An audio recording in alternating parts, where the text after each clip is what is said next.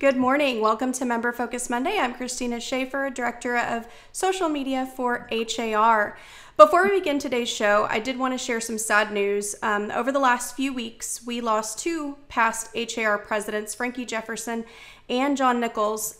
Frankie served as HAR's first African-American president in the year 2000, and John served as president in 1991. Both of these leaders made tremendous strides for our association and the real estate industry. Our hearts go out to their families and industry peers that they touched. Memorial services for Frankie Jefferson are set to be held on March 5th. They are currently posted in the members-only portal for those who are interested. Arrangements for John Nichols will be posted as soon as they are available. In addition to serving as HAR president, John also served as chairman in 1997 of what is now Texas Realtors, and one of our guests knows that role very well, as he served as chairman of Texas Realtors in 2015, is now the chairman of the Texas Real Estate Commission. So welcome, Scott Kesner. Thank you. Thank you. Glad to be here. Thank you. And just a real quick go ahead. On John Nichols, if I may. When I was running for chairman of Texas Realtors, John Nichols invited me to Houston to appear before the board, and I was going to fly in on a Sunday. And the Monday before I flew in, and Shad Bogny will probably remember this, John had a heart attack and was in the hospital, and I think they put a stent in. So he got out of the hospital on like Wednesday or Thursday, and I called him, said, "Hey, I've got a hotel. I don't need to stay at your house." He goes, "Oh, no, you're coming to the ranch." Well, made sure I was picked up, took me to the ranch, showed up, and 4 or 5 past chairmen were there, including Charles McMillan.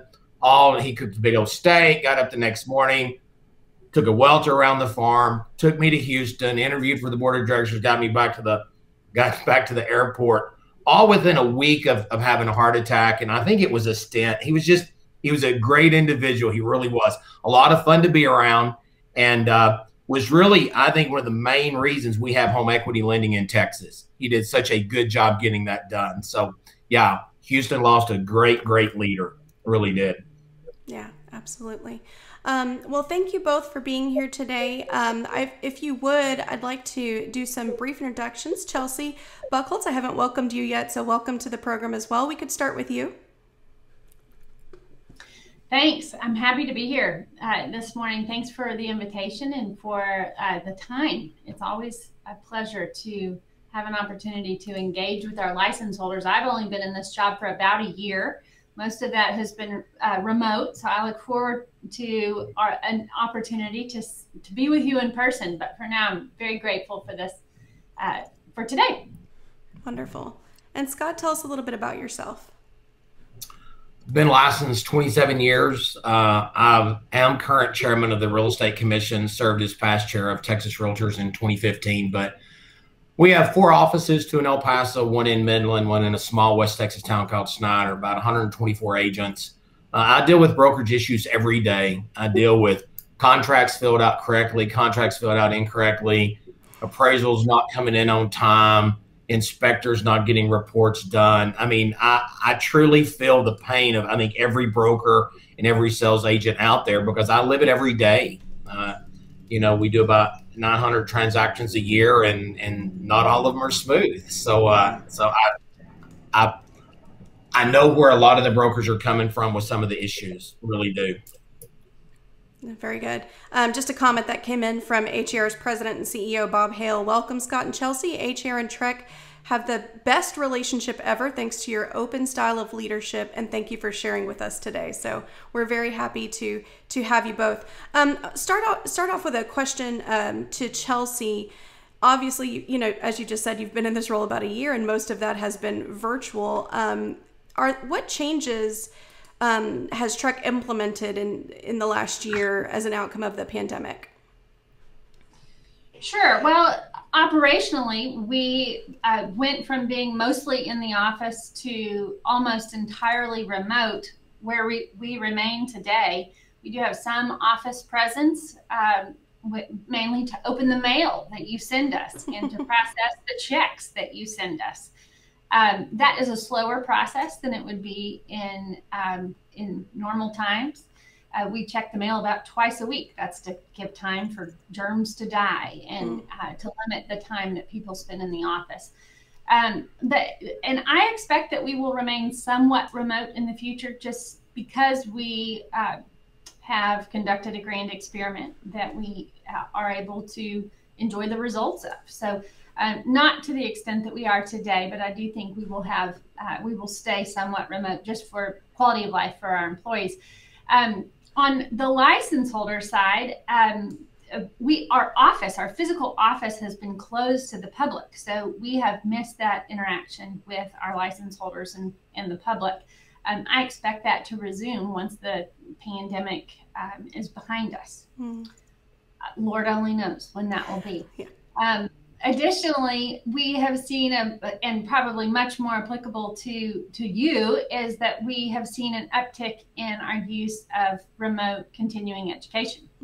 We've always had rules on the books that allow for remote but live continuing education. We've seen those rules be much more heavily utilized during this pandemic and likely beyond. Those rules, by the way, start in Chapter 535.60 and go on if you want to see how to do that yourself. But they've been on the books for a long time, but of course now we use them a whole lot more. Well, and we thank you so much for that. We have been doing remote learning and virtual learning for our members since mid-March of last year. And in a recent poll of the members that have taken advantage of the online learning that A-Chair is offering, 89% of them say they prefer it to in-person. So we definitely appreciate allowing us to do that. Scott, what are some of the major focuses that you have this year? What are your plans and what would you like to accomplish? Well, just kind of follow up with what Chelsea said. 2020 gave us some unexpected circumstances and situations with the pandemic. And Chelsea has done an incredible job, and the staff has done an incredible job working remotely, okay? But I think we will focus on trying to plan ahead and be prepared for the unforeseen. We had the pandemic, we had a few days, a week or so to kind of get everybody working remotely, see who had the right, internet bandwidth or whatever to make it done. But then we had something like the end of November, the entire Capitol complex had the power shut down. So we had no phones, no computers. This happened to be over Thanksgiving weekend. So it went from the end of November into the 1st of December, people renewing licenses. And then two weeks ago, we had, the power outage across the state. We had providers not be able to do education, licensees not be able to renew. So, there's always little things like that we're going to continue to try to have a plan for the unpredictable. Who would have ever thought that, we would have a winter storm that knocked out the entire state of Texas for 2 or 3 days, and realtors are infamous for waiting to the last moment to take CE class.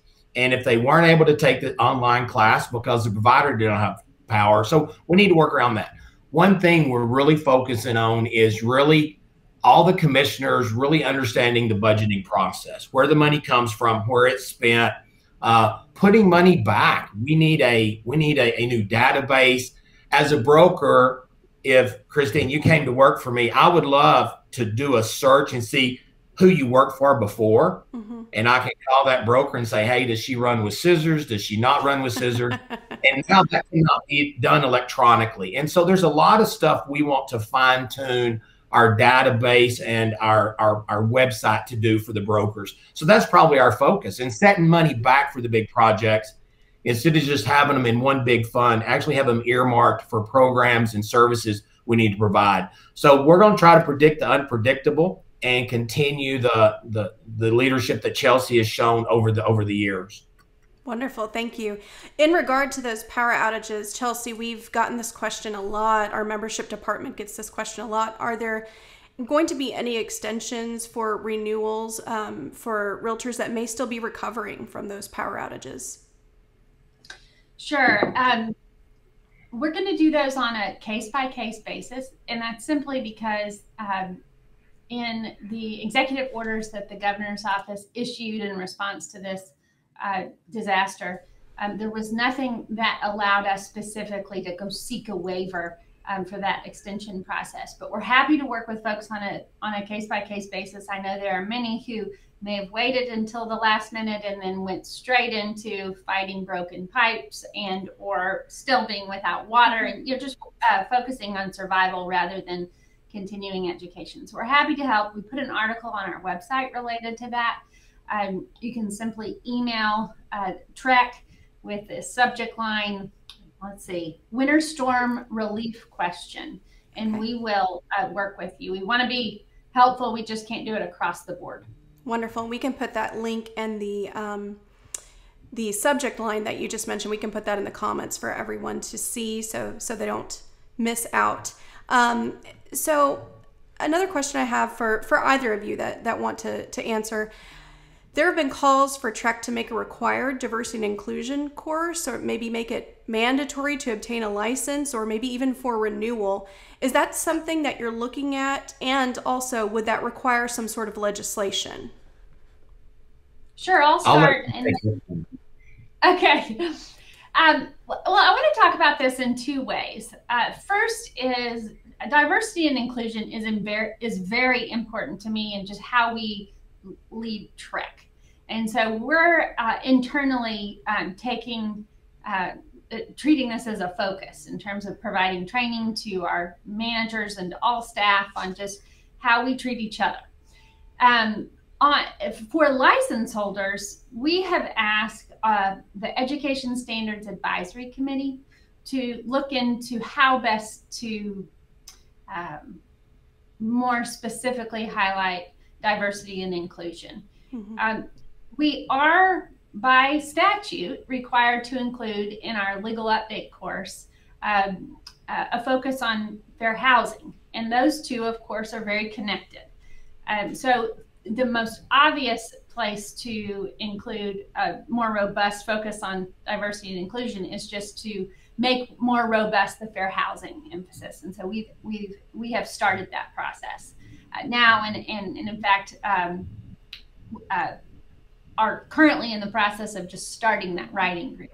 So their instruction will be for the next legal update course to have a heavy emphasis on that. But no legislation required. We want to get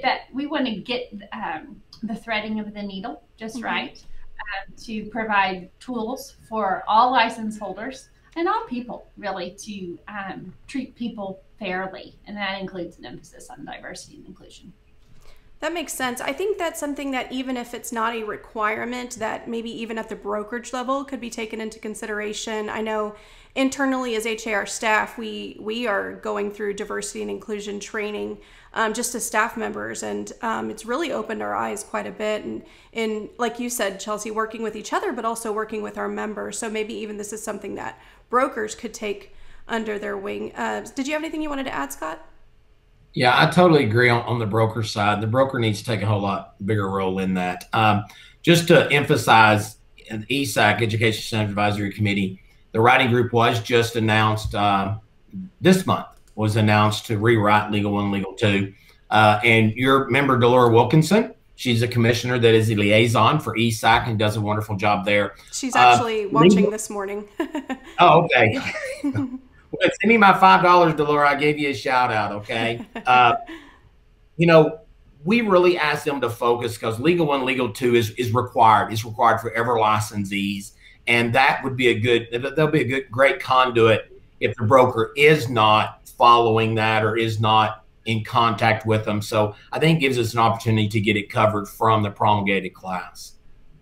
Okay, very good. So it's no secret that NAR recently made changes to the Realtor Code of Ethics. As a government entity, is there anything that TREC can legally do as far as licensing? If someone is maybe concerned that somebody made disparaging remarks on social media or anywhere, Chelsea, do you have any answer to that? Sure. We often get questions about NAR's Code of Ethics, and their code of ethics is not something that we have jurisdiction over. We do have a canon of ethics. It's a little bit different, and really not as expansive as any ours. So we have jurisdiction over our canon of ethics in the course of a real estate transaction, but not beyond. So as much as in my personal life that I would like all people to say nice things to other people, and if you don't say anything nice, don't say anything at all, what my mother taught me. We don't have the jurisdiction over that unless it's within a real estate transaction. So we often will get emails from people saying, you know, this person was saying something racist on their Facebook page, but it was something racist that's not connected to how they're doing their job as a real estate agent or broker. And as much as I don't like it, we can't send our enforcement team after them. Okay. So this question came in yesterday, and I know when we met last week to kind of talk about some topics that would be of interest to our members this morning, you mentioned reporting and the importance of reporting things that you believe are, you know, violations of the TREC regulations.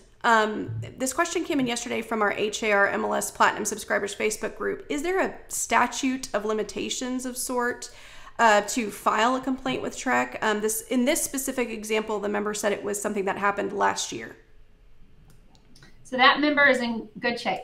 Okay. We have a 4-year statute of limitation from the date of the incident. Okay. So there's plenty of time. And really, I would like to just emphasize that we rely on those complaints. We are not a police force by any stretch of the imagination. We rely on people submitting complaints to us. We do not go out and look for it. I know some people might think we do, but we don't. We know the resources for it. So we rely on those complaints, and then we investigate based on those complaints. Okay, very good. So Scott, in 2018, TREC had the Sunset Review and several recommendations were made at that time. What positive changes have been implemented since that Sunset Review? Well, first of all, let me say every recommendation Sunset proposed has been implemented at the Real Estate Commission. And I will tell you, Chelsea has done an incredible job along with staff. You know, if you just look at our numbers, as far as the wait time is usually under a minute after the winter storm, when you have 23 emails one day and no telling how many phone calls, it tweaked up a little bit, but the wait time is well below a minute. 99% of all emails are getting returned within 1 day prior to the winter thing. You know, we made a lot of budget cuts as far as, you know, charges and stuff, because there was some money in a fund, a reserve fund that we really didn't need. And so we've really implemented a lot of changes. One thing I really want to point out, if you read the Sunset Report, it brought out a lot of things that needed to be changed, okay? And TREC has really focused on getting those changed and implemented.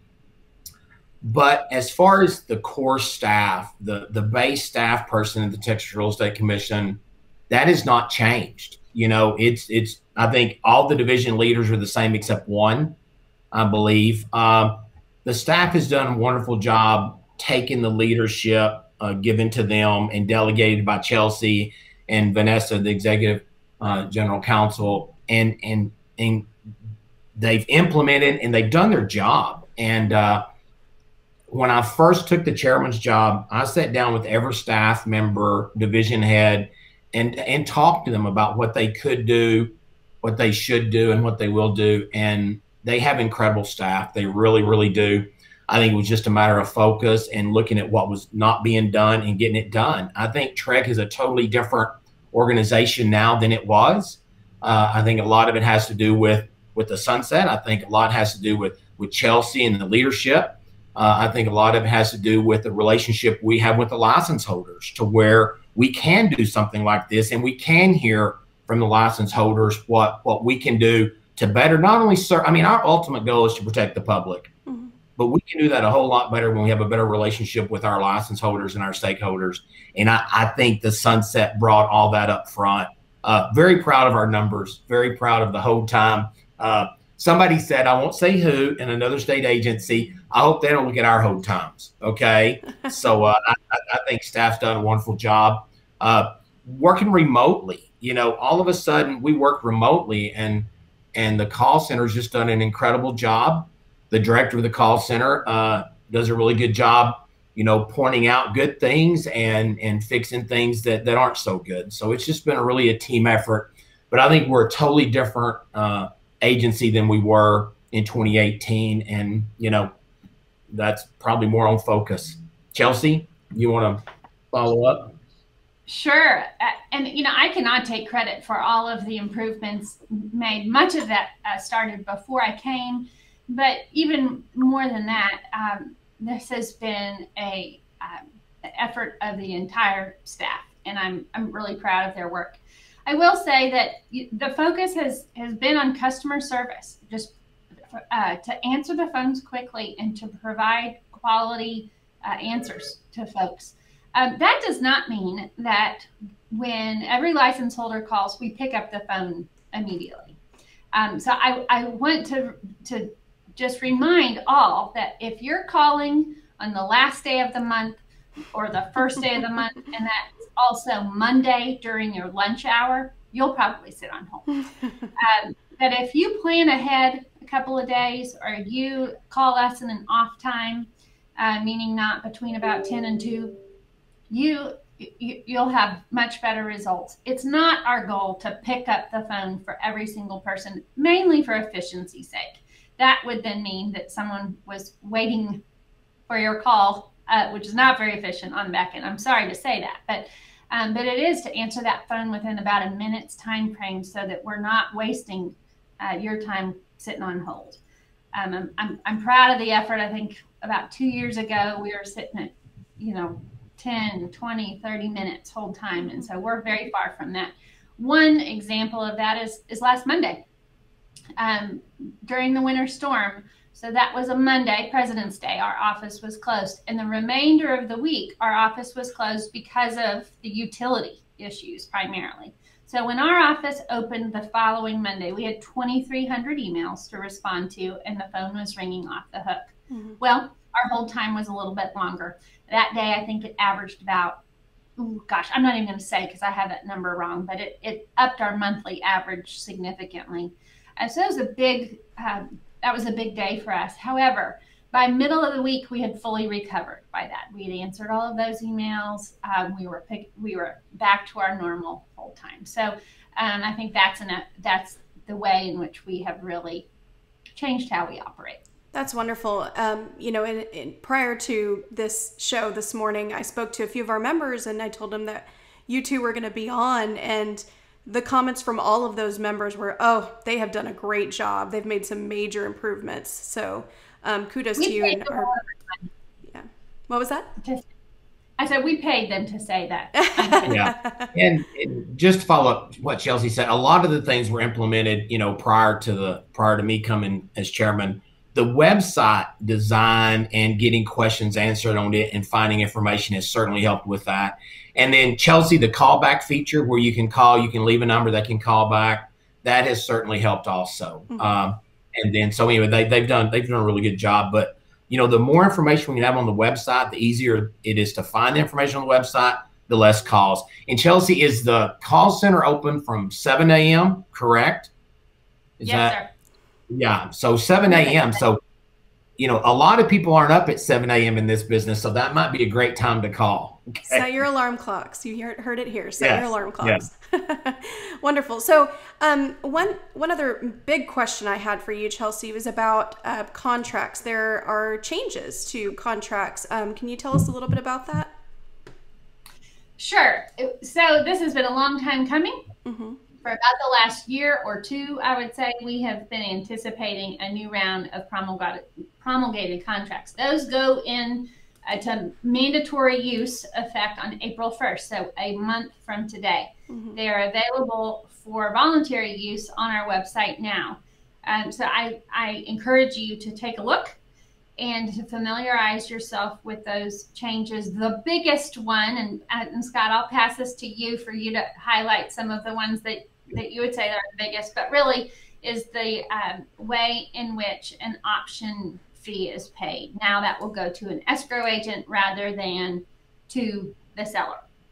That's a big change, and one that's been heavily discussed in our industry and that of the title industry. We've got some frequently asked questions on our website related to that change, but I'm really excited about the work of the Broker Lawyer Committee. They have put in countless hours on these changes. We have also received hundreds of comments related to these changes and gone through several rounds. So I think that the work of all of those individuals have made for a very good product, but we look forward to you utilizing these. One thing I want to note is that during this transition period where there is the old version and the new version, it is important that if you use the old 1 to 4 family contract, if you have an addendum, you want to use the old addendum so that they talk to each other and point to each other appropriately. So pay close attention as you utilize these contracts, and please let us know if you have any questions. But Scott, did you want to highlight a few things on those?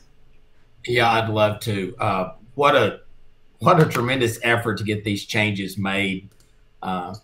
TREC met with the Broker Lawyer Committee, met with the Texas Land Title Association, met with the Texas Realtors. Everybody really put all their information in to get it done right. You know, a lot of times things are changed on contracts because 1 or 2 people made a comment. And when we rolled these changes out, we had like 200 pages of comments, and not all were positive, but probably 85% were positive. On the option money going to the escrow agent, we had one escrow agent say basically, thank goodness I've got 50 option checks in my drawer, which as an escrow agent would have scared me that you had 50 checks that you had not receipted somehow.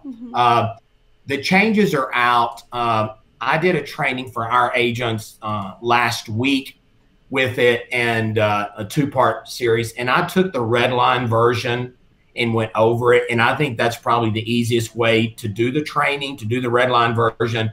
That way they know, you know, that they eliminated one word in paragraph 2.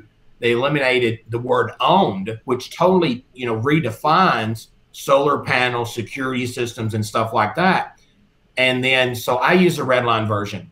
I'll tell you what a lot of people aren't realizing is these changes put a whole lot more responsibility on the listing agent versus the buyer's agent, because that listing agent needs to have the leases together, the solar panel leases together, the residential leases together. They need to have that information ready to go when they're marketing the property. And I think a lot of times, you know, they just depended on the escrow agent to prorate rent off an email and not actual documentation. I love the changes. We've had some people call me and you know, and not like them so well. But I think overall, I think they're good changes. I think the lease addendum for residential leases is huge. I don't know how we operated this many years without it. You know, title, how much is the lease? They just prorated it, and so they did it. So I'm really encouraged by the changes, and it was truly a joint effort. And so anyway, if you haven't looked at the new contracts, they're on the website. You can use them today. They become mandatory April the 1st, which I thought was odd. April Fool's Day, they become mandatory, but that's just the way it worked out. This is not a joke. This is not a joke. It's really not. Okay, wonderful. And our members seem to agree with you. The comments are flooding in that they love the changes. So thank you for that. There was a question that came in earlier from Trish. She said, how do we ask for changes on the contracts or addendum? Oh, I love this question. I do too. Go for it. You can email the Broker Lawyer Committee ideas. We have an agent in our office that is passionate about 7D 1 and 2. She thinks it should say in present condition and as is. And I think she emails Broker Lawyer. I think every time they meet, I think she sends them an email wanting that change. So send it in. Broker Lawyer, if you have never sat in one of their meetings or one of their or watched it live or else the delay, they look at every comment. Every comment is looked at by the Broker Lawyer Committee, and they decide, is this something we need to do? Is it something that there used to be a rule implements 10% or 15% of the transactions or whatever, but they look at any email that comes in. Chelsea, if you want to follow up. Sure. I'll just mention that general.counsel@trec.texas.gov is the email address where you send comments that the broker lawyer committee will review, with just in the subject line, broker lawyer committee, or something similar to that. What they do is those are all compiled and they're sent to every member of the broker lawyer committee as part of their materials. And then they walk through those one page at a time to read and discuss everyone's comments. Some of those are discussed and then, they'll say, oh, yeah, I think that has merit. Let's look into that and dig deep. Other times they'll say, no way. We've talked about this 15 times. We're not doing that. We didn't want to do it then. We don't want to do it now. It's a very opinionated group. I do encourage you to watch and participate in it, just because they're so thorough and so detailed. I have learned a lot from the broker lawyer committee. Wonderful. We did share the links, by the way, for those that are watching this morning. We did share the links to the contracts so that you can review them. And we did have somebody request that you repeat that email address. Actually, it was Trish who asked the question. It's general.counsel@trec.texas.gov. Okay. Really, if you email us anywhere, we will pass it to broker lawyer committee. We'll get it to the right place. Okay, thank you. I don't know if you know the answer to this question, but we can find out and put it in the comments later. Do you know if these changes are new forms, are already in the zip form library? They are not. They are not. Okay. They are not, and we'll try to get a better answer, but usually they'll wait till really close to the implementation date. But as of Saturday, they were not. Okay. That makes sense, but everybody has the link to see them in the comments. Chelsea and Scott, this has been so informative. Thank you so much for your time this morning. Do you have any final words for our members? Just we appreciate all the involvement that HAR has with TREC. Rachel Stevens sits on the commission, Delora Wilkinson. We have several members that are involved in ESAC, Broker Responsibility Working Group, and we really value their input, and we value the association encouraging them to get involved, because if everybody works together, we can get positive changes made. And we appreciate the opportunity. We really do. Even though it was a little early for me, we appreciate it. Well, Scott's on Mountain Time, so it's an hour earlier for him. I am just grateful for the time and for the opportunity to build a relationship with y'all. It's important to me as the leader of TREC, as a leader of TREC, to know the associations and to be in touch. Our missions are similar. They're not exact, so we may not always agree on everything, but I want to do that kindly and with the benefit of the doubt there. So thanks for your time today, and I look forward to seeing you in person. Well, thank you. Thank you again both for your time. So that's it for this Member Focus Monday. We'll see you back next Monday at 9 a.m. Have a great week. Bye-bye. Thanks. Bye-bye.